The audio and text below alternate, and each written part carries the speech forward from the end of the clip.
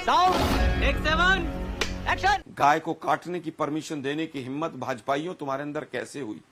14 साल से बड़ी गाय हो गई और नाम चाहिए, वोट चाहिए हिंदुत्व के नाम पे ब्राह्मणों का, कि बीफ एक्सपोर्ट में जो देश को नंबर 1 बनाए, गाय काटने की जो परमिशन दे, राम मंदिर के चंदे को चोरी कर ले, गंगा की सफाई के नाम पर वोट मांगते हो और गंगा में क्या हो रहा है उसके ऊपर बात नहीं करते हो। और सबसे बड़ा जो विषय है, जो डकैती हुई है अभी भाजपाइयों और आरएसएस ने मिलकर की है, राम मंदिर के चंदा तो खाई गए थे ये लोग, अब तो चढ़ावा भी खा गए, चढ़ावा खा रहे हैं ये लोग।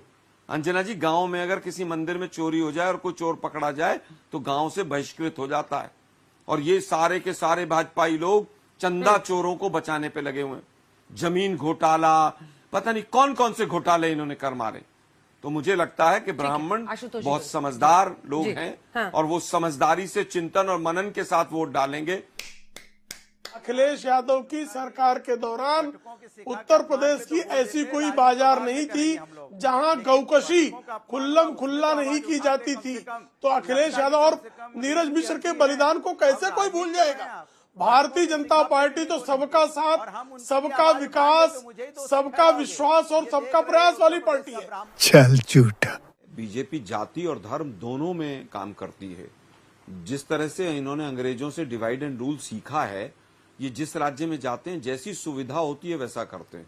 हरियाणा में आ जाएंगे तो जाट वर्सेस नॉन जाट कर देंगे, राजस्थान जाएंगे तो गुजरों को मीणों से लड़वा देंगे, महाराष्ट्र जाएंगे तो मराठों को नॉन गैर मराठाओं से लड़वा देंगे, और जब कहीं उत्तर प्रदेश की बात आएगी तो कहीं अपने जो जातिवादी दल हैं, चाहे वो आरएलडी हो चाहे अपना दल हो, तमाम लोग हैं, उनको अपने साथ जातिवादियों को ले लेंगे और धर्म का मुलम्मा चढ़ा लेंगे। तो पूरी तरह से ये लोग जाति और धर्म की बात करते हैं। पहले देश के प्रधानमंत्री हैं जो 80-20 शमशान, कब्रिस्तान, मंगलसूत्र और पता नहीं कौन कौन सी बात करके वोट लेते हैं। पहले प्रधानमंत्री हैं जो मंचों से कहते हैं कि मैं ओबीसी हूं। पहले देश के प्रधानमंत्री हैं जो कहते हैं मैंने दलित राष्ट्रपति बना दिया, और तमाम बीजेपी के लोग भी बोलते हैं, वो कहते हैं कि साहब हमने एसटी बना दिया। ये बीजेपी के लोग बोलते हैं। राष्ट्रपति की भी जाति और तमाम चीजें ये निकाल कर ले आते हैं। अब बात आती है ब्राह्मणों की, कि ब्राह्मणों का, क्योंकि आज का विषय है, जो तमाम सर्वे आते हैं इंडिया टुडे के और बाकी लोगों के, उसमें ये था कि 80% से ज्यादा ब्राह्मण उत्तर प्रदेश या नॉर्थ इंडिया में मैक्सिमम टाइम, खासतौर पर पिछले 15-20 साल से बीजेपी को वोट देता आ रहा है। लेकिन अब ऐसा नहीं होगा।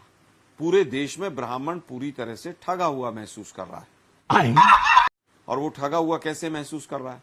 वो चाहे एनकाउंटर के नाम पे मारा जा रहा हो, चाहे यूजीसी बिल के नाम पे मारा जा रहा हो, सरकार ने वापस नहीं लिया यूजीसी बिल, सुप्रीम कोर्ट ने स्टे किया, चाहे वो शंकराचार्य चारों के चारों बाहर फेंक दियो राम मंदिर के उद्घाटन पे, राष्ट्रपति महोदया जो हैं वो एसटी हैं, हम बहुत अच्छा एसटी करेंगे, लेकिन जब राम मंदिर का उद्घाटन होगा तो उनको नहीं लेके जाएंगे हम। शंकराचार्य जी के ऊपर पॉक्सो लगा देंगे इनका प्रशासन, और तमाम लोग कह रहे हैं लगाने वाले क्या इन प्रशासन के दबाव में किया है। कुंभ में क्या हुआ था? कितने सनातनी बह गए गंगा जी में, आज तक लिस्ट नहीं मिली हमें। बटकों की चोटी पकड़ पकड़ के थानों में पीटा गया, दिल से बुरा लगता है। शंकराचार्य जी की पालकी कहां है? 40 मिनट का शो है, प्रेम शुक्ला जी जरूर बता के जाएं कौन से थाने में पड़ी हुई है। शंकराचार्य जी के साथ जो व्यवहार हुआ पूरे देश ने देखा। आपने किस तरह से कॉरिडोर बनाने के नाम पे बनारस में कितनी मूर्तियों को, मंदिरों को तोड़ दिया, कितने शिवलिंग उखाड़ दिए, और वो थानों में रखे रहे, आज भी रखे होंगे। भारतीय जनता पार्टी सिर्फ एक ही बात पे आवाज उठाती है, वो धर्म के नाम पे नफरत फैलाती है, नफरत का विकास करना चाहती है। लेकिन जनता ने, उत्तर प्रदेश की जनता ने तय कर लिया है, संपूर्ण समाज। नफरत हम फैलाते हैं। अरे हाँ भाई हाँ। दंगा पीड़ितों को राहत राशि बांटने का काम अखिलेश यादव करते, सुप्रीम कोर्ट फटकारता है। तो मजहब के आधार पर लौ जिहादियों को बचाने का काम ये करते हैं। भारतीय जनता पार्टी शौचालय का निर्माण कराती तो किसी जाति और मजहब के लिए नहीं कराती, सड़क का निर्माण कराती तो किसी जाति मजहब के लिए नहीं कराती, हर घर नल जल से जल पहुंचाती है तो किसी जाति और धर्म के लिए नहीं पहुंचाती है। हम प्रधानमंत्री आवास योजना में मकान देते हैं तो किसी जाति और धर्म के आधार पर नहीं देते हैं। हम जो है मुफ्त का राशन पहुंचाते हैं तो किसी जाति, किसी का धर्म नहीं पूछते। जो भी बोल सकते हैं सब झूठ बोलो। कि आप मुस्लिम लीग की बात कर रहे हैं, अगर वो गैर कानूनी है मुस्लिम लीग पार्टी तो उसको बैन कर दीजिए। आपकी तो सरकार है 12 साल से। मुस्लिम लीग के साथ आपने सरकार बनाई स्वतंत्रता से पहले, हमने तो स्वतंत्रता के बाद केरल में अब जाकर हाथ मिलाया होगा, लेकिन आपने तो स्वतंत्रता से पहले बना ली थी। क्या जनसंघ ने नहीं बनाई थी? खैर, आज का वो विषय नहीं, आज का विषय ब्राह्मणों पर है। देखिए, हमने 7 में से 3 ब्राह्मण कैंडिडेट राज्यसभा में दिए थे, अंजना जी, किसी ने नहीं दिए। और 7 में से 2 ब्राह्मण कैंडिडेटों को बीजेपी ने हरवाया। आज प्रणव झा को हरवाया, वो भी ब्राह्मण थे। किससे? एक व्यापारी से। एक व्यापारी के पैसों से एक ब्राह्मण को हरवा दिया जिन्होंने। ये ब्राह्मणों की बात करेंगे। मीनाक्षी नटराजन ब्राह्मण थी, वहां भी हरवा दिया। कैसे हरवाया? वहां पर आरएसएस ने अपना पैर फंसाकर किस तरह से रिटर्निंग ऑफिसर ने फंसवाया। तीसरा कैंडिडेट केवल बच इसलिए गया तमिलनाडु में, प्रवीण चक्रवर्ती, कि वहां पर बीजेपी नहीं थी। अगर वहां भी बीजेपी होती तो तीनों ब्राह्मण कैंडिडेटों को यह हरवा देते। ठीक है, ये ब्राह्मणों के सबसे बड़े दुश्मन है भाजपा। ठीक है, ये वाला कार्ड चलेगा क्या आशुतोष जी? ये झूठ है, झूठ है। दुबे जी, ये बताइए कि ब्राह्मण किस तरफ जाएगा वोट करने के लिए? अब आलोक जी और वो बता रहे हैं कि आजकल ब्राह्मण बड़े नाराज चल रहे हैं बीजेपी से। जिस तरह सनातन पर, ब्राह्मण समाज पर अगर समाजवादी पार्टी की बात ब्राह्मण से जोड़ी जाए तो मैं तो समझता हूं कि वो तो व्यर्थ ही है। और इनका भी तो दोहरा जीवन है। एक तरफ जो है उसका विरोध करते हैं, एक तरफ पीडीए की बात करते हैं, दूसरी तरफ सनातन की और ब्राह्मण की बात करते हैं, तिलक और परशुराम की बात करते हैं। तो इनके मुंह से अच्छा नहीं लगता। आपकी औकात बता रहा हूं सर। देखिए, सवाल है कि समाजवादी लोग तो सभी जात और धर्म का सम्मान कर रहे हैं ना। हमने तो क्षत्रिय सम्मेलन भी किया था, तब आवाज क्यों नहीं निकली थी? हमने ब्राह्मण सम्मेलन भी किया, हमने जाट सम्मेलन भी किया, हम यहाँ वाल्मीकि सम्मेलन भी करते हैं, हम बैकवर्ड लोगों को भी अपनाते हैं। हम तो सभी धर्म और जातियों को अपनाते हैं। हमने कभी ऐसा नहीं कहा कि हम जातियों की राजनीति कर रहे हैं। हम जाति धर्म का सम्मान करते हैं, क्योंकि इस देश के अंदर में सभी वर्गों का सम्मान करने की जिम्मेदारी हमारी है, क्योंकि बीजेपी की नहीं है। इसलिए हम सबका सम्मान कर रहे हैं, सबका आदर कर रहे हैं। आदर और सम्मान करना ये समाजवादी लोग कर सकते हैं, बीजेपी नहीं कर सकती। बीजेपी की तो बटुकों का अपमान कर सकती है और तो कुछ नहीं कर सकती। तब तो आवाज निकलती नहीं। आप तो बोले मत, आप तो मुझसे अरे मैंने आपसे बोला ऐसे लोगों की जगह समाजवादी पार्टी में नहीं होती है। समाजवादी पार्टी में ऐसे लोगों का सम्मान नहीं होता है जो किसी दूसरे वर्ग का, किसी जाति को अपमानित शब्दों का इस्तेमाल करेगा। यह बीजेपी में हो सकता है।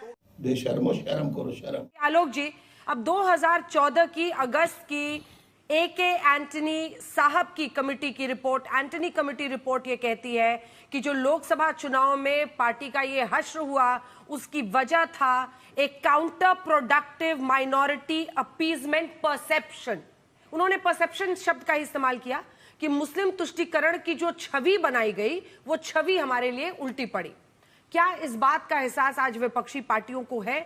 अभी पता चले। देखिए, मुझे लगता है धर्म हमेशा से निजी आस्था का ही विषय था, और राम मंदिर भी जो था वो न्यायालय का विषय था। बीजेपी पहले कहती थी आस्था का विषय है, सत्ता में आने के बाद कहा कि नहीं न्यायालय का विषय है। पहले वोट बटोर लिए आस्था के नाम पर, फिर कहा कि नहीं न्यायालय जो फैसला करेगा वो मानेंगे। तो बीजेपी भी हमारे रास्ते पर धीरे धीरे आ जाती है। एंटनी कमेटी की रिपोर्ट मैंने नहीं पढ़ी, लेकिन जिस तरह के उद्धरण उसके तमाम मीडिया के साथियों से पता चलते हैं, इसमें कहीं कोई दो राय नहीं है कि कांग्रेस की छवि को खराब करने में और उस पर मुस्लिम एक टैग लगाने में बीजेपी ने कोई कसर नहीं छोड़ी। और बहुत सारे और भी संगठन उसमें शामिल रहे और आरएसएस सबसे आगे रही, और कुछ रीजनल पार्टीज की गलतियां भी रही, कुछ हमसे भी गलतियां रही होंगी, वो सब, लेकिन जो खामियाजा था वो हमें भुगतना पड़ा, कांग्रेस पार्टी को, क्योंकि उसमें बीजेपी ने उसको बढ़ चढ़कर कांग्रेस के ऊपर चिपकाने का प्रयास किया।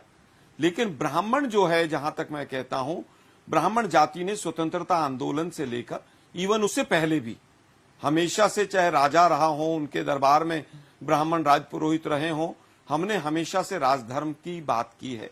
और स्वतंत्रता आंदोलन से लेकर और मंडल कमीशन आने तक ब्राह्मणों की एक राजनीति में अग्रणी भूमिका रही।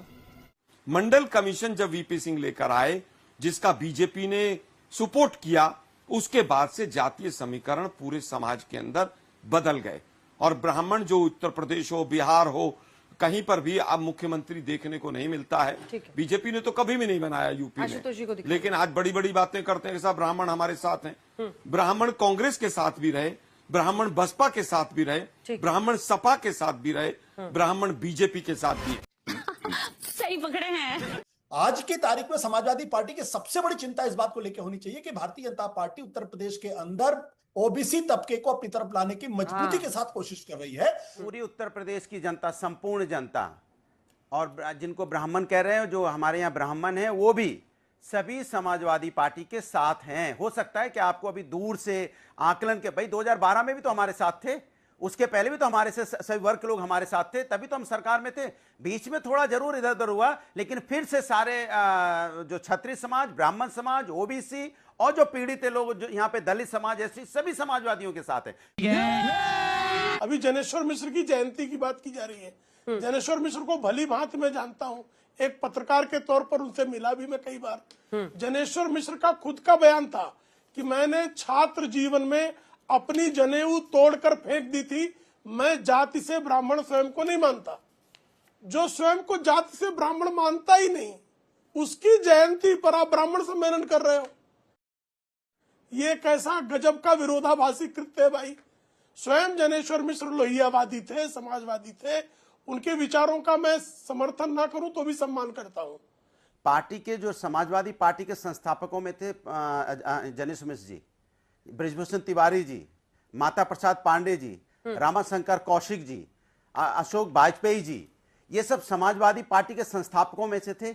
समाजवादी पार्टी ने हमेशा सभी जाति, सभी धर्मों का सम्मान किया है। सही बात है। अगर यहाँ पे हमारे शंकराचार्य जी का अपमान हुआ, बटकों का अपमान हुआ, चोटी का अपमान हुआ, तो कौन खड़ा नजर आया? समाजवादी पार्टी डंके की चोट पे खड़े नजर आए। तब कहां थे डिप्टी चीफ मिनिस्टर जो लंबी लंबी बातें कर रहे थे? तब तो उनकी आवाज नहीं निकली, डर के मारे, सरकार के डर के मारे वो बोले तक नहीं।